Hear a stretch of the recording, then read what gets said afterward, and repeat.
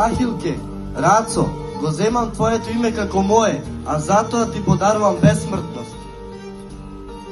Почитувани, денес е ден празничен, свечен и почесен. Слава на борбата за слобода и творештво. Ден за чест кон делото на нашиот патрон. Чествување на човекот кој успеа да изгради мостови меѓу минатото и иднината. Основоположник на современата македонска литература, борец за слобода, човекови права и визионер кој силно верувал во подобро утре, но и поучувал дека за тоа подобро утре треба самите да се избориме.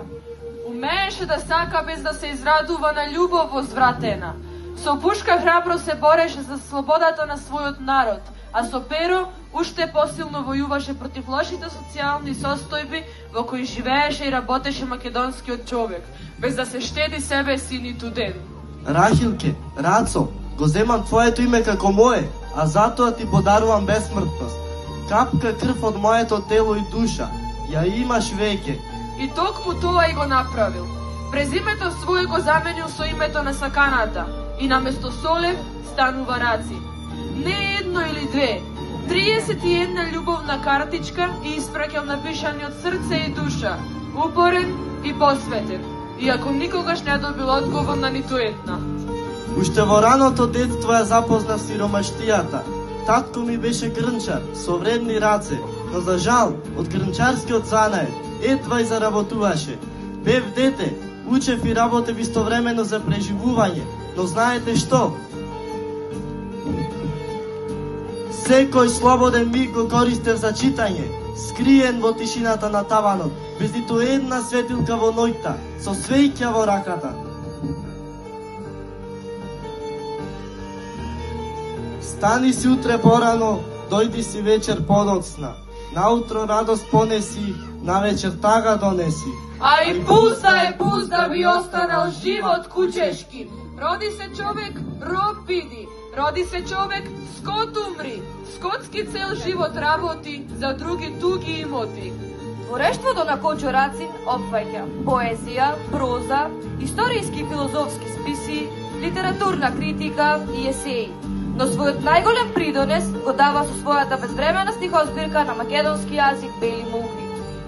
Почитувани, збирката Бели мугри преживеа време и невреме и живее како сведок на експлоатацијата и страдањата на обичниот вреден македонски работник. Сведок за тешкиот живот на сиромашните, на аргатите и печалбарите. Но помеѓу тоа сето, повик за борба за подобро утре. Пробудете се, морни копачи и копачки, на трудот црн народ, за корка сува лев, да тргнеме и ние, страдалници од век. Лицето и се измени, веки паднаа надолу и усти свија кораво. Не беше Ленка родена за тие пусти тутуни. Тутуни, жолти отрови, загради, китки розови. Неговите партиски другари добро го паметат неговото «Ке победиме», со кој ги поздравуваше и храбреше во многу прилики. Дури неговите последни зборови, кога беше застрелан на лопушник, беа: «Кажете и на мајка ми, нека не жали, оти сепак ние ќе победиме.